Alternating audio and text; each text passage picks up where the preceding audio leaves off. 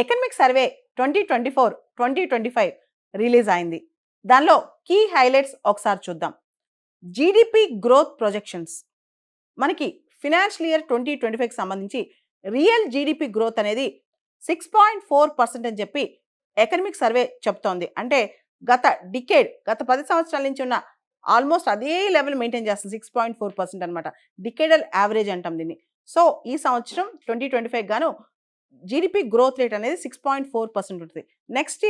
Next financial year 2026కి India GDP growth అనేది expected estimation అనేది 6.3% నుంచి 6.8% మధ్య ఉండొచ్చు అనమాట.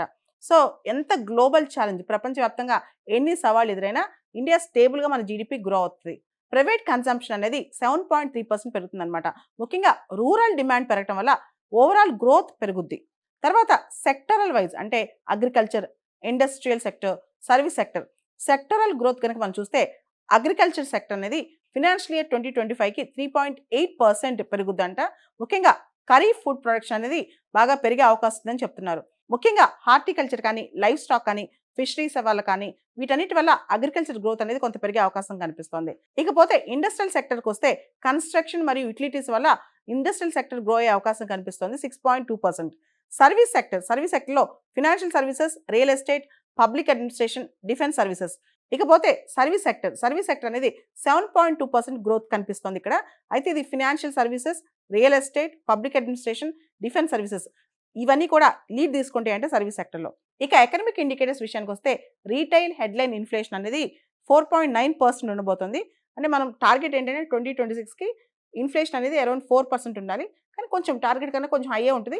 బట్ స్టిల్ మేనేజబుల్ అనమాట. ఇకపోతే ఎక్స్పోర్ట్స్ కూడా బాగానే గ్రో అవుతున్నాయి. ఏప్రిల్ టు డిసెంబర్ 2024 చూస్తే కనుక 6% గ్రోత్ కనిపించింది అనమాట. సర్వీస్ ఎక్స్పోర్ట్ గ్రోత్ బాగా పెరిగింది 12.8%. లాస్ట్ ఇయర్ అది ఓన్లీ 5.7% ఉంది. ఇప్పుడు సర్వీస్ ఎక్స్పోర్ట్ గ్రోత్ 12.8% అయిందనమాట.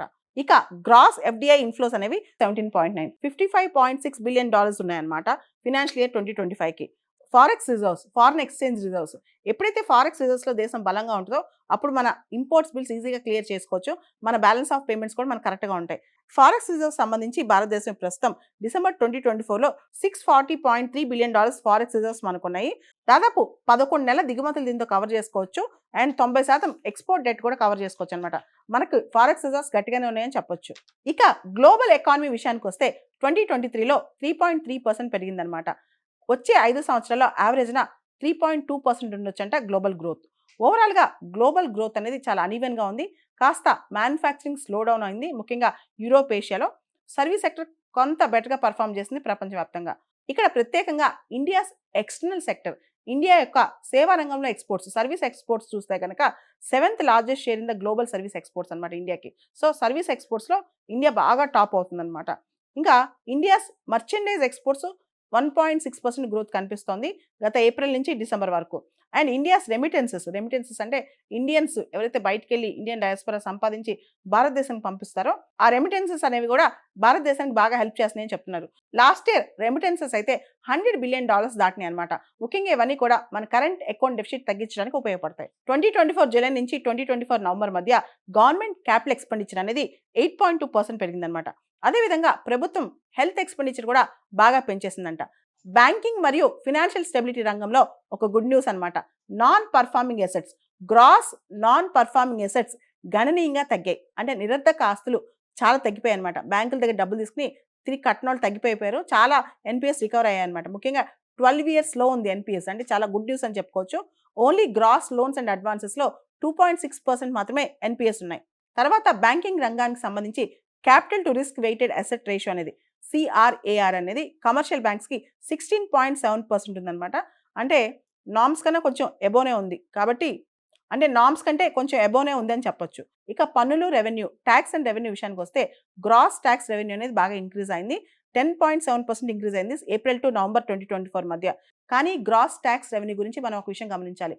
ఈ గ్రాస్ ట్యాక్స్ రెవెన్యూ కేంద్రం రాష్ట్రాలకు షేర్ చేసిన తర్వాత కేంద్రం దగ్గర చాలా తక్కువ అమౌంట్ ఉంది. ఇప్పుడు భారతదేశంలో రాష్ట్ర ప్రభుత్వాల దగ్గర కూడా 12% రెవెన్యూ ఎక్స్పెండిచర్ గ్రో అయిందని చెప్తుంది ఎకనమిక్ సర్వే. ఇక ఎకనమిక్ సర్వే ఆర్థిక సర్వే 2024-25 చెప్పిన కీ పాలసీ ఇనిషియేటివ్స్, రిఫార్మ్స్ ఏంటో చూద్దాం. ఒకటి చాలా ముఖ్యమైనది డీరెగ్యులేషన్ ఫర్ ఎకనమిక్ గ్రోత్ అనమాట. సో సిస్టమాటిక్ డీరెగ్యులేషన్ చేయాలని చెప్పి ఎకనమిక్ సర్వే అనుకుంటుంది. ముఖ్యంగా బిజినెస్ కాంపిటీషన్ కానీ, ఈజ్ ఆఫ్ డూయింగ్ బిజినెస్ కానీ, బిజినెస్లో కాస్ట్ ఎఫెక్టివ్నెస్ కానీ ఇవన్నీ తగ్గించాలి. ఇతర దేశాలతో కంపేర్ చేస్తే మన దగ్గర ఇంకా రెగ్యులేషన్స్ ఎక్కువ ఉన్నాయి. వాటన్నిటిని తగ్గించాలని చెప్పి ఎకనమిక్ సర్వే అనుకుంటోంది. ముఖ్యంగా ఇక్కడ ఒక కొత్త పదం వాడిందనమాట, మిట్టెల్ స్టాండ్ అనేది. మిట్టెల్ స్టాండ్ అంటే ఇది ఒక German word. Small and medium ఎంటర్ప్రైజెస్ని ఎంకరేజ్ చేసుకోవాలని చెప్పి ఈ మిట్టెల్ స్టాండ్ పాలసీ భారతదేశంలో తీసుకొస్తూ ఎక్కువగా స్మాల్ అండ్ మీడియం ఎంటర్ప్రైజెస్లో ఇన్నోవేషన్స్ తీసుకురావాలని చెప్పి కూడా ఎకనమిక్ సర్వే కోరుకుంటోంది. ఇక్కడ స్మాల్ అండ్ మీడియం ఎంటర్ప్రైజెస్కి సెల్ఫ్ రిలయన్స్ ఫండ్ ద్వారా 50,000 కోట్లు కేటాయించారు. పాలసీ ఇనిషియేటివ్ సంబంధించి ఎకనమిక్ సర్వే ఇన్ఫ్రాస్ట్రక్చర్ మరియు రెన్యూబుల్ ఎనర్జీ గురించి మాట్లాడిందనమాట. ముఖ్యంగా ఇన్ఫ్రాస్ట్రక్చర్ మీద కంటిన్యూస్గా ఇన్వెస్ట్ చేయడం వల్ల దేశానికి మంచి జరిగిందని చెప్పి, రైల్వే నెట్వర్క్ కూడా మనం బాగా ఎక్స్పాండ్ చేశామని, 2031 కిలోమీటర్స్ రైల్వే నెట్వర్క్ ఎక్స్పాండ్ చేస్తూ 17 కొత్త వందే భారత్ ట్రైన్స్ తీసుకొచ్చామని చెప్పిందనమాట. తర్వాత రెన్యూబుల్ ఎనర్జీ, పునరుత్పాదక ఇంధన శక్తిలో బాగా ఇన్వెస్ట్ చేశామని చెప్పి, ముఖ్యంగా అలా ఇన్వెస్ట్ చేయడం వల్లే సోలార్ అండ్ విండ్ ఎనర్జీ అనేది బాగా పెరిగింది భారతదేశంలో. రెన్యూబుల్ ఎనర్జీ కెపాసిటీ కూడా బాగా పెరిగిందని చెప్పి, రెన్యూబుల్ ఎనర్జీ కెపాసిటీలో 15.8% ఇయర్ ఆన్ ఇయర్ ఇంక్రీజ్ వచ్చిందని చెప్పి ఎకనమిక్ సర్వే చెప్తోంది. 2024-25 ఎకనమిక్ సర్వే ప్రత్యేకంగా ఆర్టిఫిషియల్ ఇంటెలిజెన్స్ గురించి మాట్లాడుతుందన్నమాట. ఏఐ వల్ల ఎకనమిక్ గ్రోత్ వస్తుందని, ఎడ్యుకేషన్, స్కిల్ డెవలప్మెంట్ వీటన్నిటి కూడా ఇప్పుడు ఏఐ అవసరం అని చెప్పి, అదేవిధంగా గవర్నమెంట్, ప్రైవేట్ సెక్టర్, ఎకడమియా ఇవన్నీ కూడా ఖచ్చితంగా ఏఐ మీద ఫోకస్ చేయాలని, ఏఐ వల్ల జరిగే ప్రభావాలు కూడా మనం స్టడీ చేయాలని చెప్పి ఎకనమిక్ సర్వే చెప్తోంది. Economic survey 2024-25 employment and labour market గురించి చెప్తుంది. అన్ఎంప్లాయ్మెంట్ రేట్ 2017-18లో 6% ఉండేదని ఇప్పుడు బాగా తగ్గి 2023-24లో కేవలం 3.2%, 3.2% ఉందని చెప్పి, అదేవిధంగా labour force participation rate, worker to population rate కూడా బాగా పెరిగిందని చెప్పి, దానివల్ల లేబర్ మార్కెట్ ఇంప్రూవ్ అవుతుందని మనకు అర్థమవుతుందని కూడా చెప్పిందనమాట. వీటికి తోడు లేబర్ మార్కెట్ రిఫార్మ్స్ అనేవి చాలా ఇంపార్టెంట్ అని, ఫార్మలైజేషన్ ఆఫ్ ఎంప్లాయ్మెంట్ అనేది చాలా ఇంపార్టెంట్ అని, స్లోగా కోవిడ్ తర్వాత మనం ఎంప్లాయ్మెంట్ ఫార్మలైజేషన్ దిశగా ముందుకెళ్తున్నామని, ఇంకా చేయాల్సింది చాలా ఉందని చెప్పి ఎకనమిక్ సర్వే చెప్తోంది. అయితే ఎకనమిక్ సర్వేలో ఛాలెంజెస్, సవాళ్లు, ఫ్యూచరిస్టిక్ అవుట్లుక్. అయితే ఎకనమిక్ సర్వే భవిష్యత్తు ఎలా ఉండబోతుంది, ఎలాంటి సవాళ్లు మనం ఎదుర్కోబోతున్నాం అని కూడా చెప్పిందనమాట. ముఖ్యంగా ప్రపంచవ్యాప్తంగా జియో పొలిటికల్గా అస్థిరత ఉంది, అంటే అన్సర్టనిటీస్ చాలా ఉన్నాయి, కమోడిటీ ప్రైస్ షాక్స్ కూడా చాలా ఉన్నాయి అని చెప్పి ఎకనమిక్ సర్వే చెప్పిందనమాట. ఓవరాల్గా ఎకనమిక్ సర్వే రూరల్ డిమాండ్ అనేది పెరిగే అవకాశం బాగా కనిపిస్తుందని, ముఖ్యంగా భారతదేశంలో రిఫార్మ్స్ తీసుకురావాలి. దేనిలో తీసుకురావాలి?